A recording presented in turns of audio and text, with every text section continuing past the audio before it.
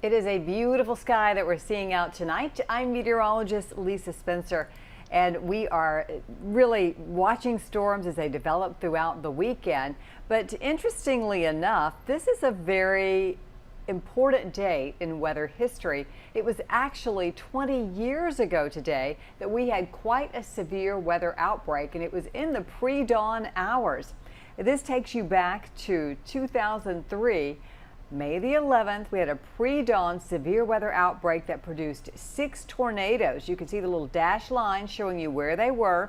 We had one in Hickman County over to Williamson County, another here in Rutherford County, and then we had Davidson County to Wilson County, up here in Sumner County, and then you can see another one in Cumberland County. The blue represents tornadoes that were F1 on the Fujita scale.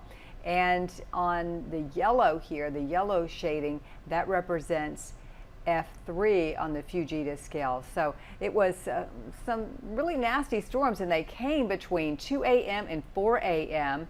That one F3 right here, the one that was in Williamson County, actually ended just northeast of downtown Franklin. There was a woman who was injured, and a building was demolished there. That was her 3-story home, actually, on Old Hillsborough Road. And then the other F3 is right over here. That's the one in northern Rutherford County, caused severe damage in the Walter Hill community. And I remember those so well. I had been here a few years at that time. Some of the pictures that we saw out of there were pretty dramatic that day.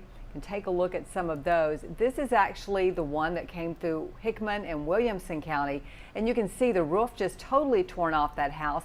That's why we always tell you the lowest floor is going to be the best place to be, because typically it's the roof that's going to be the first thing to go. And this was an F3 tornado that came through. Now look at the branch here. This also in that same area.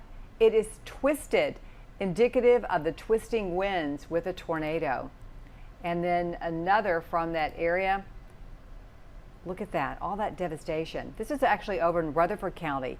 And again, an F3 tornado from May 11th of 2003. And you can see how it's just ripped apart there. Next up, another one in Rutherford County. My goodness, that home is just flattened there. And then we've got another where folks are obviously cleaning up and helping those folks. It was, tremendous day back in 2003, and it was the early morning hours, the worst time.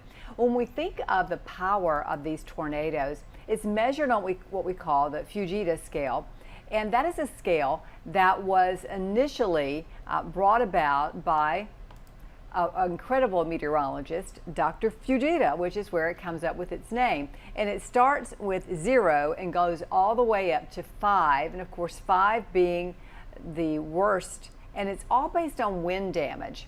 Now over the years, that scale has been improved to kind of go with the winds that we have now, or I should say the way buildings are built to withstand the winds that occur with a tornado. So the new thing that you'll hear us say, and it's not really that new, it's been several years, is enhanced Fujita scale. So that is what the EF stands for. But when this particular storm hit, that was back in 2003. And just to give you an idea of the winds with an EF3 tornado, it's 136 to 165 mile per hour winds. Now this weekend, you can see it's so beautiful outside. We're definitely not expecting any tornadoes, but we do have the potential of severe storms across the area coming up on Saturday. Until we get there, we've got a chance of showers and thunderstorms actually tomorrow, Saturday, and even some on Sunday for Mother's Day. So we went on and issued a first alert weather day for Saturday because some of these storms have the potential of being strong to severe. And here's what it looks like. It's a low end threat. It's 1 on that 1 to 5 scale. We think hail, high wind, and flooding will be our greatest threats coming up, and this is for Saturday. Let's step you through this with our futurecast. And you can see on here tonight, we are looking for this line to come through. I think it's going to be much weaker than what we're seeing here on this depiction. But just to let you know, there's going to be some rain and maybe a few thunderstorms coming through Middle Tennessee tonight. Not expecting those to be severe. We can never rule out an isolated severe incident where we've got some wind damage or something like that. Not with this particular setup, but just to let you know, for the most part, we're not expecting severe weather. More showers in the morning, and then on Friday, we've got a few isolated showers and thunderstorms kind of coming in waves, but I think it will calm down on Friday evening, as you can see here, for any plans you might have for Friday night. Now Saturday, interestingly enough, the models have just not been in agreement. This latest model is not painting too much on Saturday, but we still want to hold with our first alert weather day because other models are, and we could see maybe one or two of these become strong to severe with the damaging wind or also the hail. And if you get a good rainer in there, they're not going to be fast movers. That could result in some flooding as well. Here's what we're looking at for tomorrow. We'll see some showers, especially in the morning, and then more scattered variety during the afternoon, the high near 81 degrees.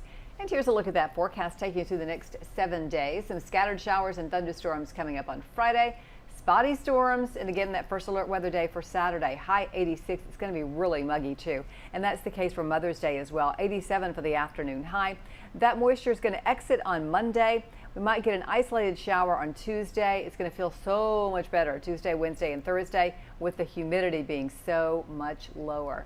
So just count on keeping some wet weather gear with you the next several days, as we are expecting scattered showers and thunderstorms throughout the weekend. And of course, we'll keep you updated on the WSMV4 app. We've got our First Alert Weather app, which will deliver those warnings right to you should we get any over the weekend. And plus, we can just give you the updates on our forecast as well. And I invite you to join me tonight on WSMV4 at 10 o'clock. Have a fantastic night, and I hope to see you soon.